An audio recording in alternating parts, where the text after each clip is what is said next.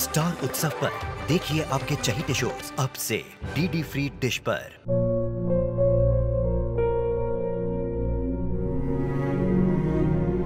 मैं डॉक्टर बनकर अपना और अपने आबा का सपना जरूर पूरा करूंगी।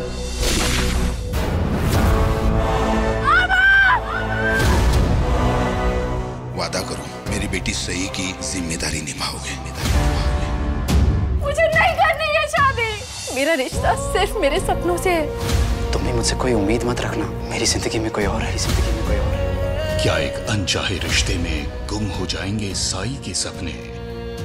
गुम है किसी के प्यार में 1 अप्रैल से शाम 7 बजे स्टार उत्सव पर।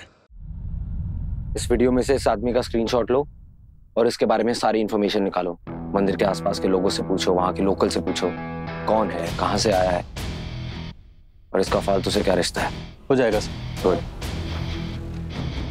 डेडिकेशन हो तो तुम्हारे जैसे।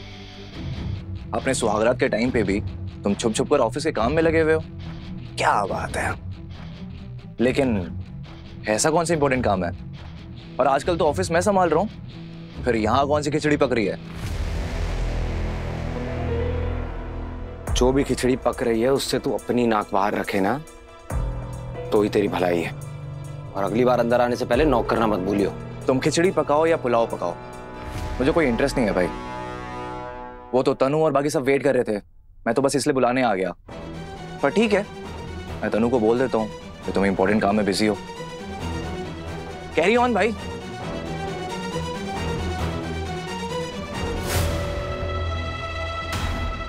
जो भी मैंने बताया था याद है? Good. Now go. Okay sir.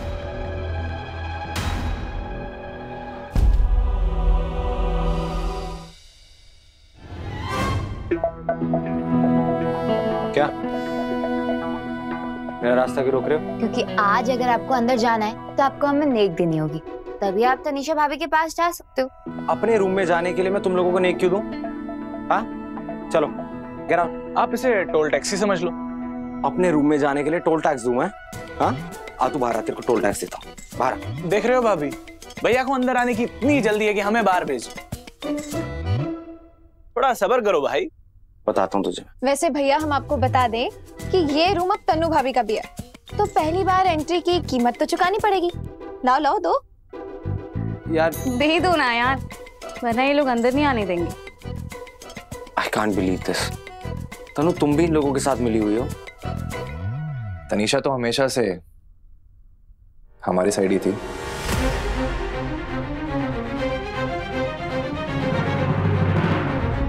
तुम लोगों को जो लेना ले लेना यार, लेकिन कल सुबह। हाँ मेरे ना कपड़ों में पॉकेट नहीं, I'm not carrying cash।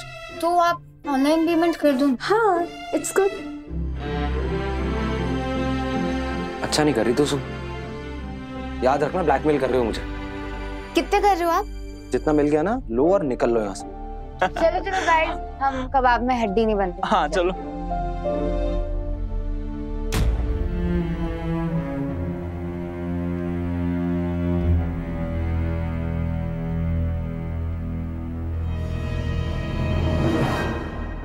दरवाजा तो बंद कर दो यार।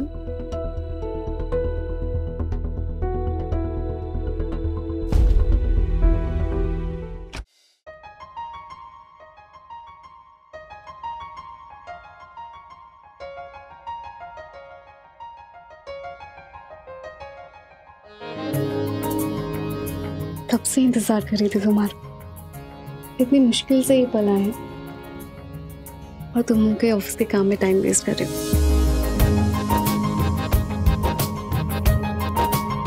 तनीषा,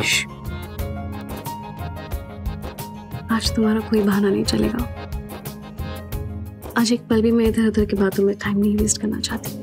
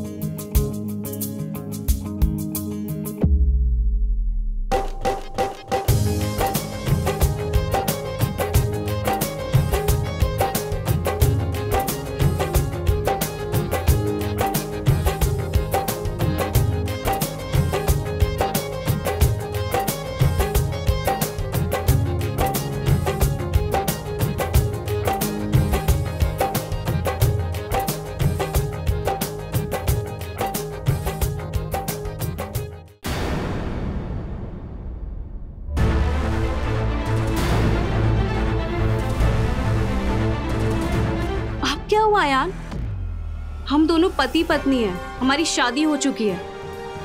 अब कौन सी चीज तुम्हें मेरे पास आने से रोक रही है? तुम्हारे दिमाग में अपनी पत्नी के बजाय फालतू चल रही है ना? हमारी फर्स्ट नाइट में भी तुम फालतू के बारे में सोच रहे हो ना? जैसा तुम सोच रही हो वैसा नहीं है तनु। लिसन, आई नो तुम मेरे लिए क्या फील करते हो। And I really respect that. देखो तनु, हम बचपन से एक दूसरे को जानते हैं, इतने अच्छे दोस्त रहे हैं। अब अगर हम एक्सपेक्ट करें कि एक रात में वो रिश्ता एकदम से बदल जाए, तो ऐसा नहीं होता है ना तनु। मैं चाहता हूं कि अगर हम दोनों करीब आए तो नेचुरली आए, जबरदस्ती नहीं। Listen, I know this is very complicated but I just hope तुम समझ रही हो। पक्का यही रीजन है ना? और क्या रीजन हो सकता है तनु? ठीक है, मैं तुम्हारे साथ कोई जबरदस्ती नहीं करूंगी। थैंक यू, मैं चेंज करके आता हूँ। नहीं आयान, तुम झूठ बोल रहे हो। तुम्हारे अंदर जो मैंने टेंशन महसूस की है वो कुछ और ही बता रही है। ना चाहते हुए मुझे सिर्फ की बातें सच लगने लगी है। फालतू हमारे बीच आ रही है और मैं ये होने नहीं दूंगी। मुझे फालतू का सच पता करना बहुत जरूरी है। तुम्हारे दिमाग में अपनी पत्नी के बजाय फालतू चल रही है ना?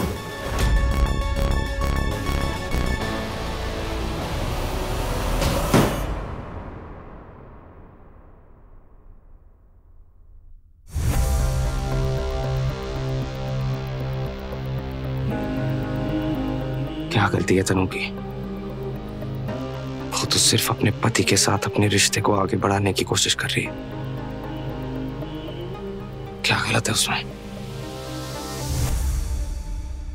और एक तरफ मैं हूं जो उस फालतू से इतना कड़वा सुनने के बाद भी उसे अपने मन से नहीं निकाल पा रहा हूं। लेकिन वो भी जल्द होगा। बस एक बार वो सीसीटीवी फुटेज वाला लड़का मुझे मिल जाए।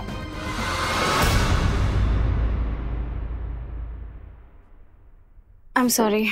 Tanisha, listen, I am sorry. कल रात जो भी हुआ उसके लिए आई एम रियली सॉरी। देखो तनु, तुम मुझसे, हमारे इस रिलेशनशिप से जो कुछ भी एक्सपेक्ट करती हो उसमें कुछ गलत नहीं है। बिलीव मी, मैं बस चाहता हूं कि हमारी फ्रेंडशिप की तरह हमारी ये मैरिड लाइफ भी बेस्ट, और उसके लिए मुझे बस थोड़ा सा वक्त चाहिए। It's okay यार। हाँ, कल जब चीजें वैसी नहीं हुई जैसे मैंने सोचा था तब मुझे थोड़ा बुरा लगा था, पर जब मैंने ठंडे दिमाग से सोचा तब मुझे रियलाइज हुआ कि तुम गलत नहीं हो। और रिश्ते जबरदस्ती तो नहीं निभाए जाते ना। आज सारे और हमारे रास्ते हमेशा के लिए अलग होंगे, हमेशा के लिए अलग होंगे। और अब मैंने सोच लिया है कि जब तक तुम रेडी नहीं होते मैं वेट करूंगी। और एक और चीज मैं तुमसे एक्सपेक्ट करती हूँ कि तुम जब भी मेरे पास आओ पूरी तरह आना, क्योंकि मैंने दोस्ती से वाइफ तक का सफर तय कर लिया है। लेकिन जब तुम एक दोस्त से हस्बैंड बनने के लिए तैयार हो जाओगे हम तभी अपने रिश्ते को आगे बढ़ाएंगे। तब तक मैं तुम्हारा वेट करूंगी एंड एज ऑलवेज तुम्हें सपोर्ट करूंगी। ऐसे क्या देख रहे हो मिस्टर हस्बैंड? 7 फेरे लेकर तुम्हारी लाइफ में आई हूं, अब कहीं नहीं जाने वाली और तुम कहोगे तब भी नहीं। और अब अगर तुमने तय कर ही लिया है कि तुम फिलहाल मेरे हस्बैंड नहीं बनना चाहते हो तो तुम घर में बैठकर क्या करोगे? मुझे परेशान। मैं बाबा से बात करती हूँ, वो तुम्हें मार्ट में तुम्हें इन्वॉल्व कर लेंगे, और वो भी आज से ही, ताकि तुम अपना माइंड डाइवर्ट कर सको। Okay? Really Tanu, thank you so much, you are the best. पता है, जरूर पिछले जन्म में कुछ पुण्य किए होंगे मैं, जो तुम जैसी बीवी मिली है। जाओ अब रेडी हो जाओ, मैं बाबा से बात करती हूँ। यस। पुण्य तो तुमने किए हैं यान, इसीलिए आज हम साथ हैं। इतनी आसानी से मैं तुम्हें अपनी लाइफ से नहीं जाने दूंगी। इसके लिए मुझे जो भी करना पड़ेगा मैं करूंगी। इतनी सुबह सुबह के सोच में खोई हो? कुछ नहीं, बस सोच रही थी कि मैं बाबा को कैसे मनाऊं ताकि वो अयान को नायगांव वाला बिजनेस हैंडल करने दे। लेकिन क्यों? I mean, तुम खुद चाहती थी ना कि भाई ऑफिस ना जाए, तो फिर अचानक क्यों? मैं सब कुछ संभाल तो रहा हूँ, सब ठीक है। मुझे पता है सेठ, मैं तो बस अयान को नायगांव वाले मार्ट के काम में इन्वॉल्व करवाना चाह रही हूँ। बाकी तो तुम सब संभाल ही रहे हो। पर नायगांव वाले प्रोजेक्ट में क्यों? तुमने ही कहा था ना कि फालतू मार्ट के पास वाली बस्ती में रहती है, तो जब फालतू और अयान आसपास होंगे तो हमें कुछ पता चल सकता है और शायद हमारा शक यकीन में बदल जाए। यस। वैसे मैं भी यहाँ यही बताने आया था कि मैं मंदिर जा रहा हूँ, जहाँ पप्पी फालतू से जबरदस्ती शादी कर रहा था। वहाँ के पंडित से और बाकी जो आसपास के लोग हैं उनसे पूछताछ करूंगा। आई एम श्योर कुछ ना कुछ जरूर पता चलेगा। थैंक यू सेठ, तुम सब कुछ पता करो एंड मेक श्योर किसी और को कुछ पता ना चले। ये भी कोई बोलने वाली बात है क्या तनु? अच्छा, तुम्हारा आदमी फालतू पे नजर रखे हुए है ना? 24 घंटे।